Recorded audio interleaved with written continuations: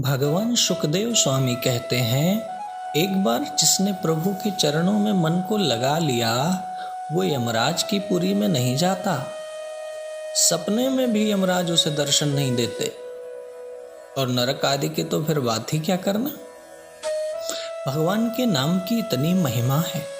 और हे परीक्षित, इस विषय में संतजन एक इतिहास कहते हैं जिसमें भगवान विष्णु और यमराज के दूतों का संवाद है। मैं उसे आपको सुनाता हूँ। कान्य कुब्जे द्विज कश्चिद दासी पति रजामिल नामना नष्ट सदाचारो दास्या संसर्ग दूषितः। राजन, कन्नौज क्षेत्र में कान्यकुब्ज गोत्र में एक ब्राह्मण उत्पन्न हुए।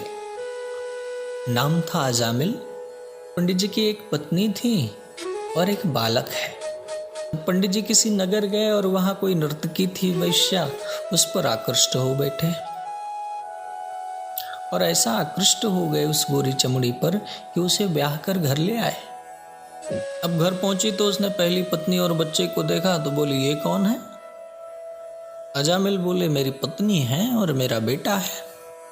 बोली, पत्नी उतनी रहेंगी तो मैं नहीं रहने वाली यहाँ पे, बाहर निकालो इनको।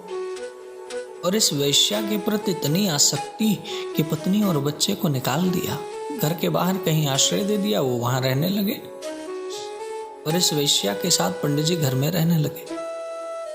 अब एक दिन पंडित जी पूजा पर बैठे, माला फेरने लगे तो सामने से पत्नी आ गई, माला छीन लिया, बाहर फेंक दिया। बोली, क्या बैठे रहते दिन भर माला जपते पूजा पाठ करते रहते हो, जाओ बाहर जाके अधिक धन कमाओ ना। माला फेरने से घर थोड़ी चलेगा, पैसा कमा के लाओ, जाओ।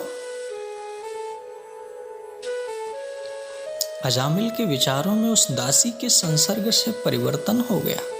उस वेश्या ने उनके विचारों में परिवर्तन ला दिया और धीरे धीरे छल कपट करने लगे, जुआ खेलने लगे और जुआ खेलने से भी मन नहीं भरा तो छोटी छोटी चोरियां करने लगे और धीरे धीरे छोटी चोरियों से बड़ी चोरी से बढ़ के फिर डकैती।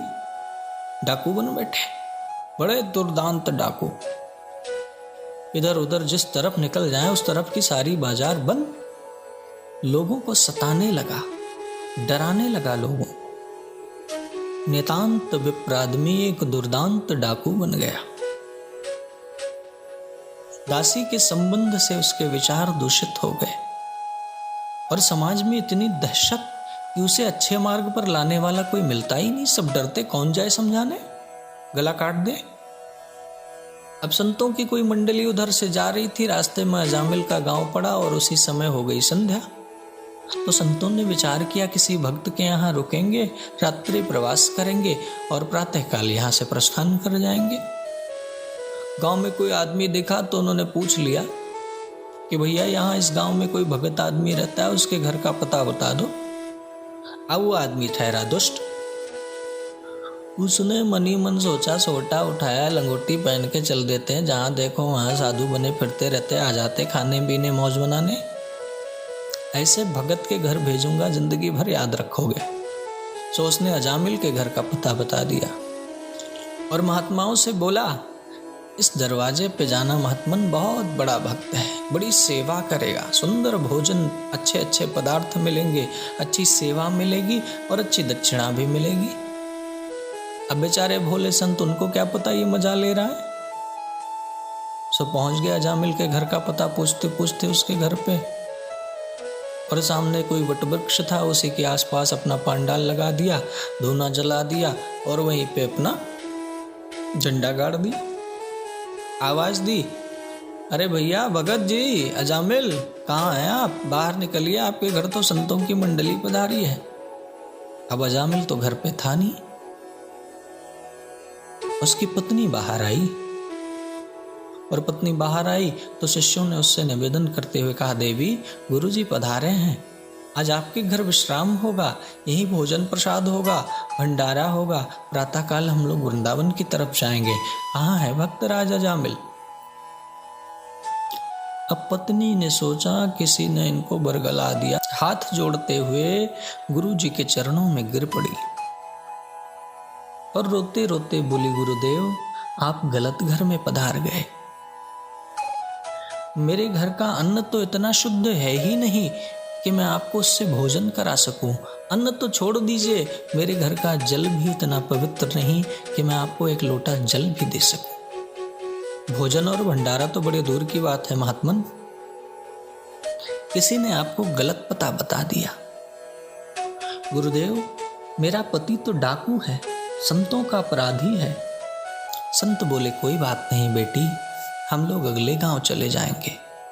और जब वे जाने लगे तो उस दासी ने सोचा, मुझे याद तो नहीं आ रहा कि इस जन्म में मैंने कोई अच्छा काम किया हो, कोई भी पुण्य कर्म मैंने अपने इस जीवन में तो किया नहीं, तो जरूर ये मेरे किसी पुराने जन्म के पुण्य का फल है जो मेरे घर संत आज पधारे हैं, और मुझे इनकी सेवा अवश्य करनी चाहिए। चरणों में गिर गई, बोली, बाबा इतनी रात्रि में कहाँ जाएंगे? आप में से कितने संत तो ऐसे हैं जो बहुत वृद्ध हैं, यहीं सामने वट वृक्ष के पास आसन जमाइए। मेरे घर का अन्न दूषित है, रसोई दूषित है, भोजन दूषित हो सकता है, परंतु कच्चा अनाज तो दूषित नहीं होता। गुरुदेव, मैं घर के अंदर से आपको सामान दे दूंगी, आप सब यहीं बाहर भंडारा लगाना, भोजन पा लेना और प्रातःकाल यहाँ से चले जाइएगा। शिष्य बोले, नहीं नहीं गुरुजी, बिल्कुल नहीं रुकिएगा, बड़ा दुष्ट आदमी है, कहीं कोई अपमान कर देगा तो। महात्मा बोले, जो बिगड़े हुए को साध दे वही तो साधु है, आज यहीं रुकेंगे। सबने आसन लगा लिया और उस दासी ने सारा प्रबंध कर दिया। महात्माओं ने भोजन बनाया, भगवान को भोग लगाया, प्रसादी ग्रहण की। फिर महात्मा जी ने अपने शिष्य से कहा, पुत्र, हमने इस पापी का अन्न खाया है, प्रभु से प्रार्थना करूंगा कि कुछ ऐसा करें कि इसके जीवन में परिवर्तन आ जाए। इधर आधी रात को अजामिल घर आ गया और संतों की पूरी मंडली देख करके गुस्से में भर गया। पास जाकर बोला, कहिए कहां से आए, क्यों आए यहाँ पे, क्या काम है? अब इधर ये जोर जोर से संतों पे चिल्ला रहा है, उधर से पीछे से पत्नी की नींद खुल गई और बाहर आ गई और डांटने लगी। डांट कर बोली, क्यों चिल्ला रहे हो, लाज नहीं आती? हमारा सद्भाग्य जग रहा है, हमारे घर संत पधारे हैं, मैंने रोका है इन्हें, क्यों डांट रहे हो? इतनी रात में कहाँ जाते? अब भैया इतना बड़ा डाकू था पर डरता जरूर था श्रीमती जी से, तो तुरंत चुप हो गया। अरे बोला, कोई बात नहीं देवी, आपने रोका, मैं तो बस पूछ रहा था कि कहाँ से आए, क्या काम है, कहाँ जाना है। गुरुजी, आपने रोका है, बड़ी अच्छी बात है देवी, मुझे कोई दिक्कत नहीं।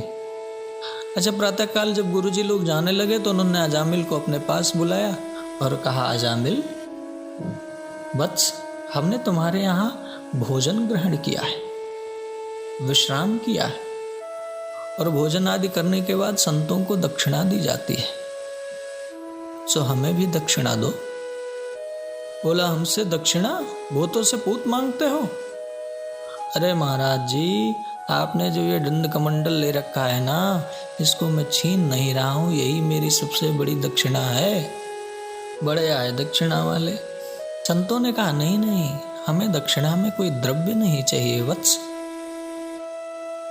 बस हमारी एक बात मान जाओ, हमारी दक्षिणा वही हो जाएगी। अच्छा, बोला ठीक है, बताइए क्या बात है, मानने लायक होगी तो जरूर मानेंगे।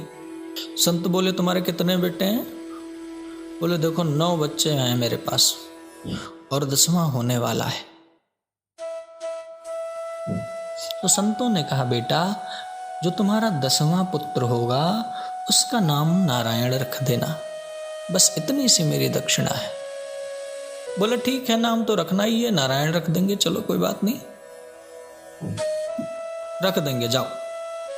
संत आशीर्वाद देकर प्रस्थान कर गए।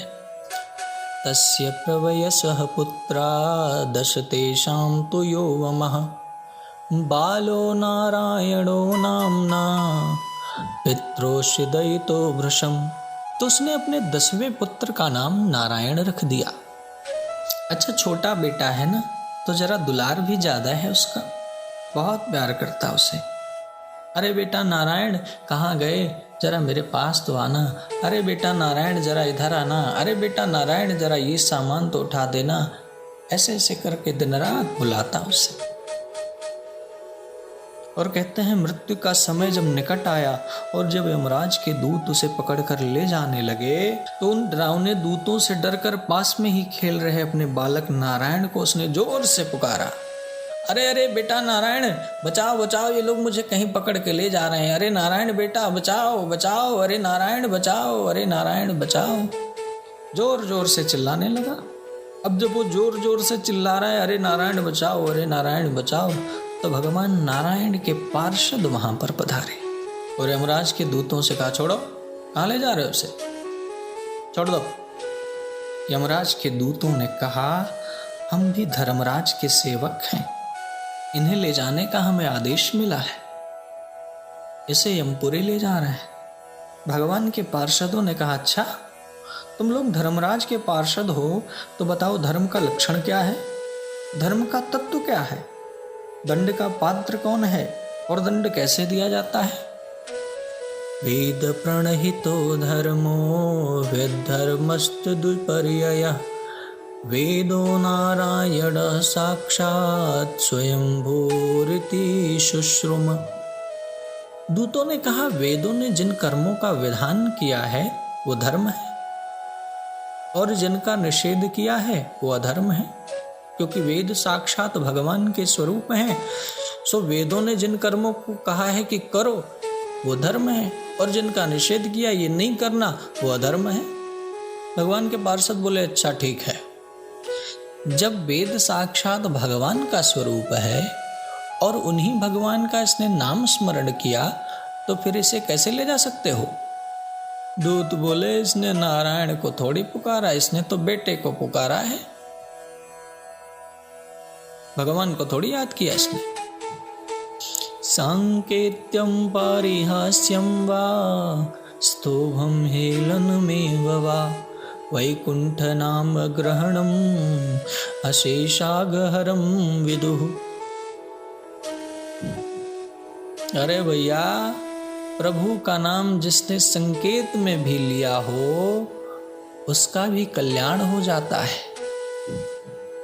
संकेत्यम, संकेत में भी किसी ने परमात्मा का नाम ले लिया, पारिहास्यम वा हंसी मजाक में, हास परिहास में ले लिया, स्तोभम झगड़े में, हेलन में वा गिरते पड़ते फिसलते जलते चोट लगते किसी भी समय प्रभु का नाम स्मरण कर लिया तो भी यम की यातना उसे नहीं सता सकती। यमदूतों, जैसे जाने अनजाने ईंधन का स्पर्श अग्नि से हो जाए तो वह भस्म हो जाता है, ठीक वैसे ही चाहे जानबूझकर या अनजाने में किसी ने भगवान के नाम का संकीर्तन कर लिया तो उसके सब पाप नष्ट हो जाते हैं। और भगवान के पार्षदों ने धर्म का निर्णय कर दिया। यमदूत वापस चले गए। अजामिल को बड़ी ग्लानि हुई, उसे लगा कि मैं सपना देख रहा था, यह सच था। पर उसे ज्ञान हो गया और अजामिल ने घोर तपस्या की और बाद में फिर मुक्ति पाई, क्योंकि भगवान के पार्षदों ने बचा तो लिया था, पर उसके पाप कर्मों का प्रायश्चित कैसे हो। तो उसने फिर अलग अलग तरीके से तप करके भगवान से प्रार्थना की और प्रायश्चित किया और फिर बाद में उसे मुक्ति मिल गई। इधर यमराज के दूतों ने जाकर के यमराज से सारा वृतांत कहा कि कति संति है शास्तारो जीवलोकस्य वै प्रभु त्रैविध्यम कुर्वतः कर्म फलाभिव्यक्ति हेतवः। हमें लगा जीव के पाप पुण्य का कर्म का फल तो आप ही देते हैं, सबके मालिक आप ही हैं। अब हम लोग पापी के गले में पाश डालकर खींच कर ला रहे थे कि उसने अपने छोटे बेटे को नारायण कह के पुकारा। अब उसका नाम था नारायण, उसने नारायण कह के पुकारा और 4 अद्भुत सिद्ध आए, हमें उपदेश करके भगा दिया और आपकी आज्ञा का उल्लंघन कर दिया, छोड़ा दिया उसको। यमराज ने नेत्र बंद करके प्रभु का स्मरण किया और नेत्र खोल करके कहा, बहुत बड़े बड़भागी हो तुम लोग। क्या बात, क्यों बड़भागी? अरे भैया, तुमसे बड़ा बड़भागी कौन है जिसे मेरे प्रभु के पार्षदों का दर्शन प्राप्त हो गया? आपके प्रभु? क्या बात करते हैं? और भी कोई प्रभु है क्या? बोले और नहीं तो क्या। परो मदन्यो जगतस्तु कस्य पूतं प्रोतं पटवद्यत्र विश्वम। बोले जिसका मैं ध्यान करता हूँ वही तो परात्पर नारायण है और वही इस चराचर जगत के स्वामी हैं। उन्हीं में ये संपूर्ण जगत सूत में वस्त्र के समान ओतप्रोत है। यमराज ने कहा, मैं इंद्र, निरति, वरुण, इंद्र, अग्नि, शंकर, वायु, ब्रह्मा, 12 आदित्य, विश्व देवता, 8 वसु, साध्य, 49 मरुत, सिद्ध, 11 रुद्र और भृगु आदि प्रजापति सब उनके ही अधीन हैं। हम सब उनकी आज्ञा से ही संसार के कार्य करते हैं। तुम बड़े पुण्यवान हो जो तुम्हें मेरे प्रभु के पार्षदों का दर्शन प्राप्त हुआ है। स्वयं प्रभु ने ही धर्म की मर्यादा का निर्माण किया है और इसे न तो ऋषि जानते हैं न ही देवता गण। और ये भागवत धर्म है ना, ये परम शुद्ध और गोपनीय है। जो इसे जान लेता है वह स्वयं भागवत स्वरूप को प्राप्त कर लेता है। भागवत धर्म का रहस्य केवल 12 लोगों को पता है, जिन्हें 12 भागवत कहते हैं। और वे हैं कौन? कि स्वयंभूर् नारदः शंभो, कुमारः कपिलो मनुः, प्रह्लादो जनको भीष्मो, बलिर्वैयास किर्वयम्। स्वयंभू यानी ब्रह्मा जी, नारद जी, शंभु यानी शंकर जी, कुमार सनत कुमार, कपिल देव जी, स्वयंभा मनु, भक्त प्रहलाद, महाराज जनक, भीष्म, राजा बलि, सुखदेव जी। और सुनो, मैं भी हूँ, 12वां नंबर मेरा है। ये 12 भागवत हैं। भागवत धर्म का रहस्य केवल इन्हीं 12 लोगों को पता है। अच्छा, दूत बोले फिर ये बताओ कि जब हम लेने जाएं तो दुनिया संसार में सारे लोग सब भगवान का नाम रख लेंगे अपने बच्चों का, तो फिर किसको लाएंगे और किसको नहीं लाएंगे? जरा इसे भी स्पष्ट कर दीजिए। आज बाद में बड़ी दिक्कत होती है, बड़ा अपमान हो जाता है। पता चला किसी को लेने गए और फिर से वो चारों आ गए, तो फिर क्या करेंगे? जिह्वा न वक्ति भगवत गुण नामधेयम्, चेतस्य न स्मरति तच्चरणारविन्दम्, कृष्णाय नो नमति यक्षिर एकदापि, तानानयधमसतो कृत विष्णुकृत्यान्।